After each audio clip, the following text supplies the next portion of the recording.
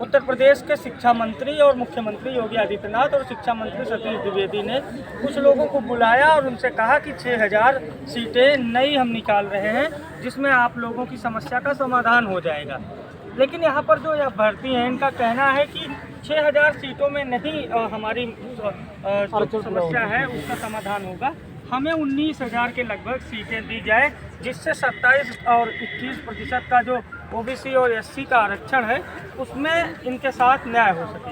हम इन लोगों से बातचीत करेंगे और जानेंगे कि सरकार के आश्वासन के बाद अब आखिर यह लोग प्रदर्शन क्यों कर रहे हैं, क्या विसंगतियां हैं। अब भी जो सरकार ने कहा, आपसे प्रदेश सरकार के मुखिया योगी आदित्यनाथ ने ट्वीट किया, सतीश द्विवेदी शिक्षा मंत्री ने ट्वीट किया, उसके बाद कहाँ समस्या आ रही है। राष्ट्रीय पिछड़ा वर्ग संवैधानिक संस्था ने 29 अप्रैल 2021 को जो रिपोर्ट अपनी जारी की, उसमें पॉइंट नंबर 10 पर स्पष्ट कह दिया है कि अंतिम कटऑफ ईयूआर की 67.11 के नीचे ओबीसी को 27% आरक्षण की जगह मात्र 18,598 की जगह 2637 कैंडिडेटों का चयन किया गया। इस प्रकार से 15,961 ओबीसी अभ्यर्थियों का और 3,032 एससी अभ्यर्थियों का आरक्षण में हकमारी की गई, यानी ओवरऑल 19,000। हाँ, नियर अबाउट जो है ओवरऑल 19,000 जो है इस भर्ती में ओबीसी और एससी का आरक्षण छीना गया। हम बेसिक शिक्षा मंत्री जी से व सरकार के रहनुमाओं से ये निवेदन करते हैं कि हम 6000 से संतुष्ट नहीं हैं, हमारा घोटाला जितना हुआ है मुझे उतनी सीटें चाहिए, अन्यथा की स्थिति में इस प्रोटेस्ट को हम आगे बढ़ाएंगे, जन आंदोलन बनाएंगे, गांव में ले जाएंगे, अपने अभिभावकों से बताएंगे कि भारतीय जनता पार्टी की सरकार हम लोगों के साथ कैसा दोहरा व्यवहार कर रही है, हमको मुख्यधारा में आने से पहले कैसे रोक रही है। 6000 सीटें जो है 19,000, तो 19,000 आप लोगों की समस्या है कि लगभग 19,000 अभ्यर्थी दर बदर की ठोकरें खा रहे हैं जी। 6000 उन्होंने कह दिया कि हम कर देंगे, तो ऊँट के मुंह में जीरा जैसा हो गया ना। बिल्कुल, वो ये जानते हैं ना कि दलित पिछड़ा समाज के लोग हैं, इनको हम इतना दे देंगे, इतने में खुश हो जाएंगे और चुप हो जाएंगे। लेकिन ये 21वीं सदी का पढ़ा लिखा नौजवान अब सवाल करेगा और इनसे एक एक सीटों का जब तक हिसाब नहीं ले लेगा तब तक हम साथ नहीं रहेंगे, क्योंकि यही बेसिक शिक्षा मंत्री है। जब सदन में राष्ट्रीय पिछड़ा वर्ग में अन्य सभी जहाँ भी इनसे सवाल किए गए, ये कह रहे थे इस भर्ती को ट्रांसपेरेंसी किया, एक भी सीटों का आरक्षण घोटाला नहीं हुआ, तो 6000 सीटें कहाँ से आ रही, कैसे दिया जा रहा, इस बात को इनको बताना होगा। अन्यथा की स्थिति में दलित और पिछड़े का जो आरक्षण है उसको उनको पूरा करना होगा।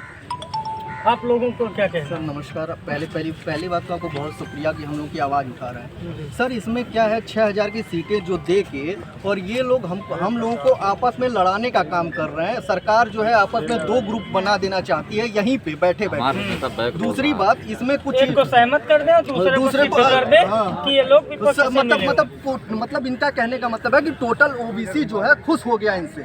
वास्तविक तौर पे ये लोग बैकडोर से 150-200 लोगों की सीटें अलग से जोड़ने को तैयार है कि उन लोगों का जो लोग गुणांक के साथी हैं, उन लोगों को जो कहते हैं कि बस हम आवाज़ मत उठाना, उन लोगों को अलग से जोड़ने के लिए ये लोग तैयार हैं। यहाँ तक मतलब वो आ रहा है, न्यूज आ रही है, छन छन के फिल्टर हो गई। और ये आपस में हम लोगों को लड़ाने का टोटल षड्यंत्र है सरकार का। हम लोग बिल्कुल 6000 दे के लॉलीपॉप दे के एक गुट को अपने पक्ष में मिला ले।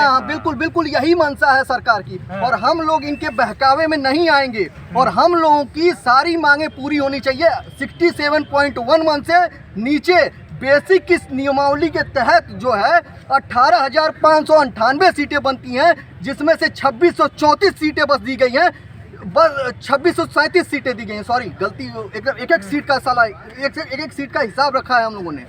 जब तक हम लोग की इसी को माइनस कर दीजिए, 18,598 माइनस 2637, उसके बाद 15,961 सीटें जो हम लोग की बन रही हैं, वो एक सीट हमें चाहिए।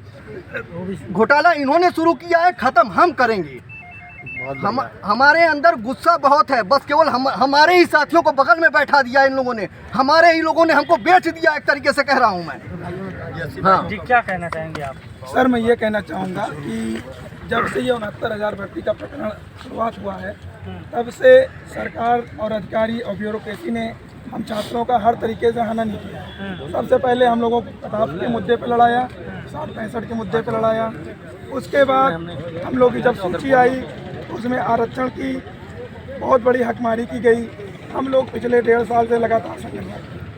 उसके बाद मंत्री जी बार बार विधानसभा में ये बोलते रहे कि एक भी पद का घोटाला नहीं हुआ है, आयोग से जो रिपोर्ट आएगी हम उसको लागू करेंगे। देखिए, भारतीय जनता पार्टी की सरकार है और बड़ी मजेदार बात इन्होंने बताई कि एक और शिक्षा मंत्री सतीश द्विवेदी लगातार सदन में कहते रहे कि कोई घोटाला नहीं है, हम पारदर्शी तरीके से भर्तियां किए हैं और हमें खुद पर भरोसा है।